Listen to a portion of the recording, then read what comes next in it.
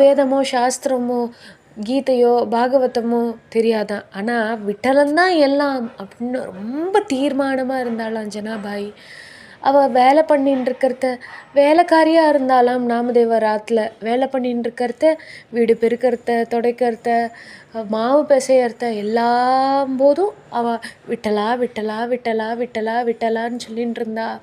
எந்த வேலை பண்ணாலும் ஹே கிருஷ்ணா, நீ என்னோட இருப்பா, நீ இல்லைன்னா என்னால் எப்படி இதை செய்ய முடியும் அப்படின்னு எல்லாத்துக்கும் அவளுடைய அந்த இண்டிபெண்டன்ஸை கம்ப்ளீட்டாக சரண்டர் பண்ணி கிருஷ்ணன் இடத்துல பரிபூர்ண சரணாகதி அடைஞ்சுட்டாளாம். அதனால கண்ணன் ஓடி அவன் பக்கத்துலேயே உட்காந்து அவளுக்கு எல்லா விதமான வேலையும் செஞ்சானா.